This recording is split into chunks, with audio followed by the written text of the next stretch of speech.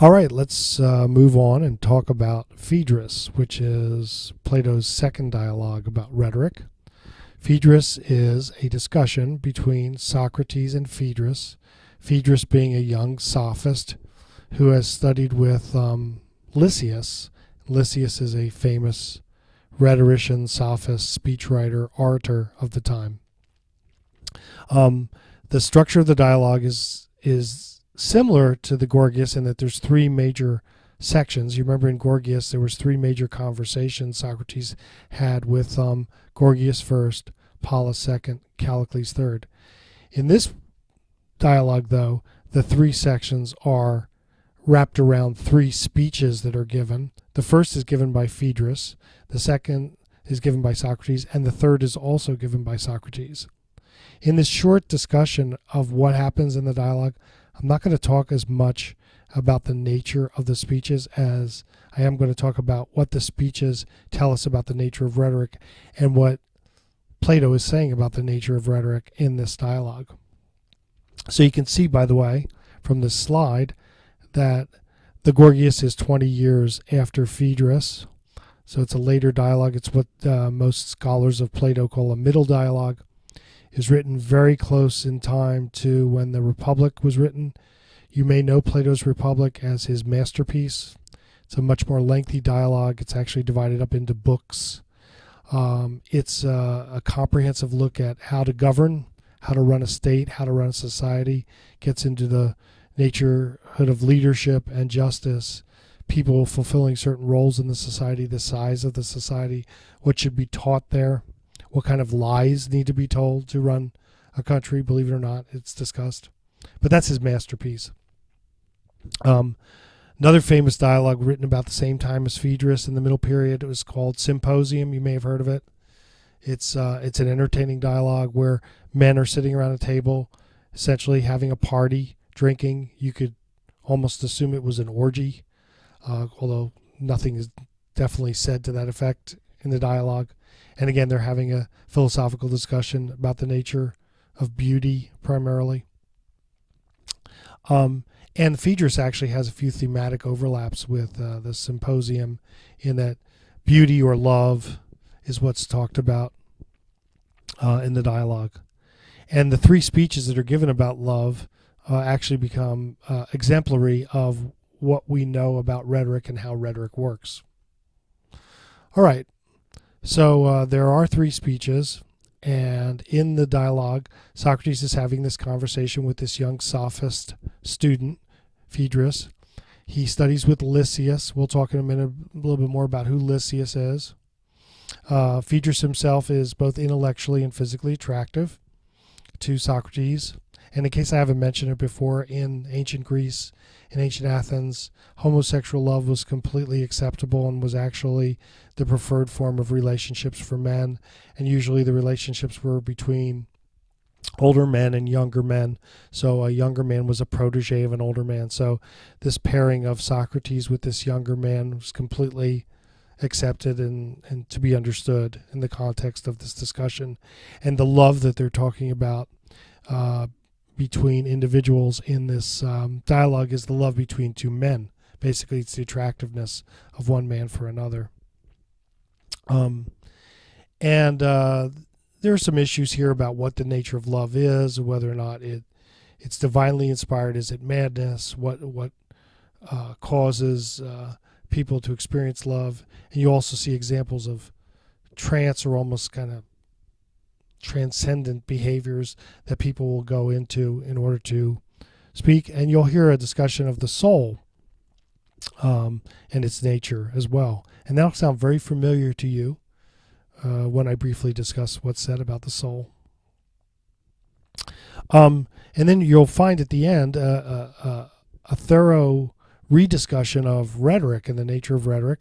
First of all, to suggest that it can be an art or a technique, even though earlier on Plato had suggested in the Gorgias that it can't be, and that there might even be a true or just form of rhetoric.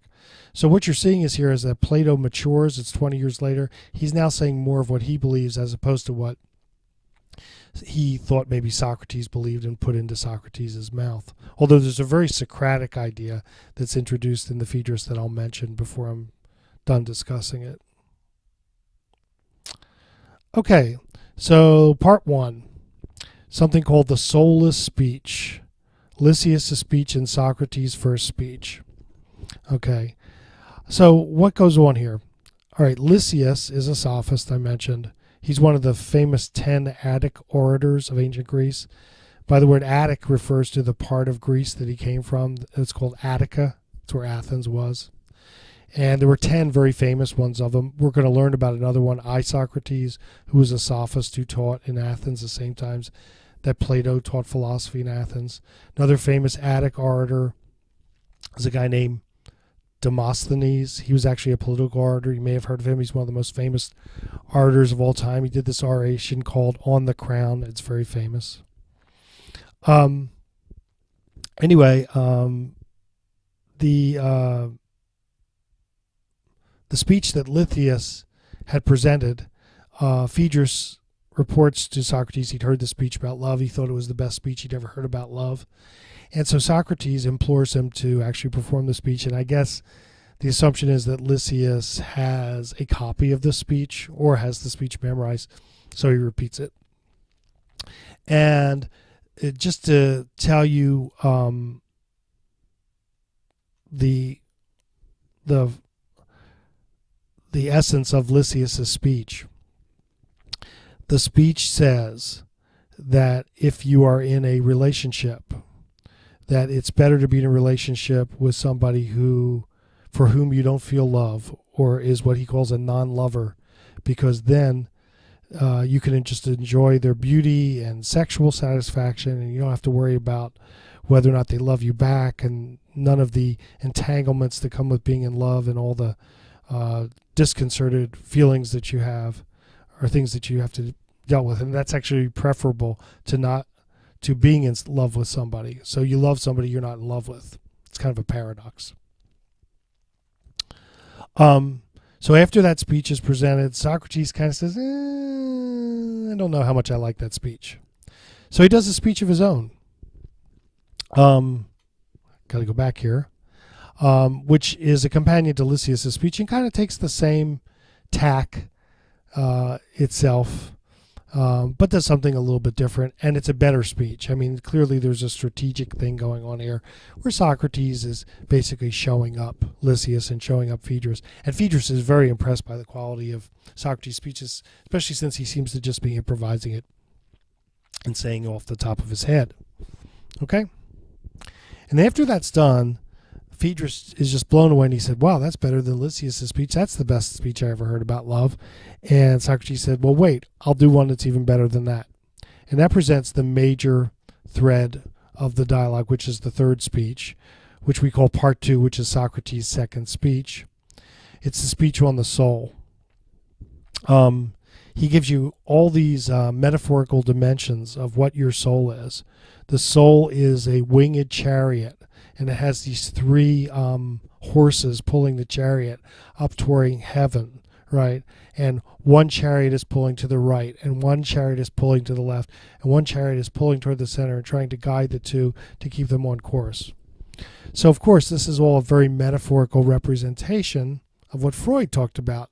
If you've ever learned any psychology, the id, the ego, and the superego, right? So basically, they're saying that human beings have these 3 tendencies. The one side of us is very sexual, animalistic. We're aroused by passion and sexual desire. Another side of us is very rational. We're aroused by thinking, and we're attracted to kind of a purity and almost an asceticism, to be free of things like sexual temptation. And then, of course, right in the middle is this idea that something could keep those 2 emotions in check. Okay, so one side of you is pulling toward the sexual, the other side is pulling toward the intellectual, the other part, I guess they call it the superego in the Freudian psychology, is making sure that both of those things can coexist at the same time. And this is the nature of love. That's where this theory is first advanced in Western civilization. So Freud actually picks this up from Plato, many, many, many centuries later. I won't go any more into the speech. I'll instead move on to the idea of rhetoric. Okay. Now, first of all, realize that Lysias again is a sophist. Socrates is responding to him as a sophist. He's saying, okay, that's a clever speech. It's well written. It's artful, but it doesn't really have a true philosophical principle underlying it. He said, I can do that as well as Lysias. So he, in fact, himself creates a speech that doesn't have a true philosophical principle underlying it. And then he turns and says to Phaedrus, my third speech, the one I'm about to give you, is one that does have true underlying philosophical principles, and you'll see. Okay. Right before he gave that third speech, Socrates went into a sort of a trance, right? He acted as if he was being invaded or possessed by another force, something from God or from heaven. He acted more like a poet than a speaker. He acted inspired. And when he's finished, there's a discussion that opens up about the nature of rhetoric. And they talk about the false rhetoric that was criticized in Gorgias and contrasted that with a true rhetoric that could be evidenced in the speech that he just gave, the third speech about love, which was based on truth, which was based on principles derived from philosophy, and which represented knowledge or opinions or conclusions that are arrived at through the process of dialectic, which means logical discussion. A philosopher talks through these things with other philosophers and they reach these conclusions, and therefore they can be communicated as the true conclusions of a philosophical dialogue. So the rhetorician is the person who studies philosophy, uses dialectic, and reports his conclusions through the process of rhetoric. Of course, there can also be a false dialectic, but you can attempt to overcome that by moving to a true rhetoric where you correct, again, through the process of reasoning, discussion, back and forth, the rhetoric that you want to reveal through your speech. Another thing that's said about rhetoric in the discussion of this is that there's a restatement of actually one of Socrates' early principles about not writing things down, which I mentioned in an earlier lecture. And Socrates says that again in this dialogue, but that's clearly a Socratic position, and Plato is actually writing things down in the Phaedrus, so he doesn't believe in not writing things down. So I don't know whether he was trying to distinguish his own opinion from Socrates' opinion in putting that in writing. Final thing that happens is there's kind of a nod to I, Socrates. The character of Socrates says that he knows I, Socrates, and I, Socrates, is learning rhetoric in this true or dialectical fashion that he describes in the dialogue. Turns out that at the very time that Plato is writing this dialogue, Socrates is already an established teacher of rhetoric in a school very near Plato's own school, the Academy, and Socrates' school of rhetoric is nearby. And some people are going to study philosophy with Plato, and others are going to study rhetoric with Socrates. And we'll talk a little bit more about Socrates later on in a subsequent lecture. But that nod or that acknowledgement to Socrates is actually in the dialogue. So what's happening here is that Plato is taking a turn from the very harsh criticism he gave in the first dialogue to a softening where he's basically saying if you follow the right principles and you use rhetoric the correct way, it's actually a companion to dialectic and actually can serve to advance the philosopher's cause of communicating the truth. And a lot of people feel that him having said that was kind of the incentive for Aristotle, who turns out was one of Plato's students, to develop his own comprehensive philosophical system of rhetoric. And in fact, when I'm done talking about Plato in just a few minutes, the next thing we'll be turning to is a discussion of Aristotle and his treatment of rhetoric. Okay, so what can we conclude about rhetoric from the Phaedrus? Rhetoric, therefore, is not just a sham art of politics, as was argued in the Gorgias, but is the art of influencing souls. You do that through the communication of truth. You lead souls by knowing the truth first and then adapting to the audience's soul, and that's the art of rhetoric. And this whole idea of how love is transmitted or love is communicated and how the soul is preached, they're parallel notions. All this part about the nature of the soul actually corresponds to the nature of rhetoric, because if you know somebody's soul, you know about the way to communicate with them. Okay.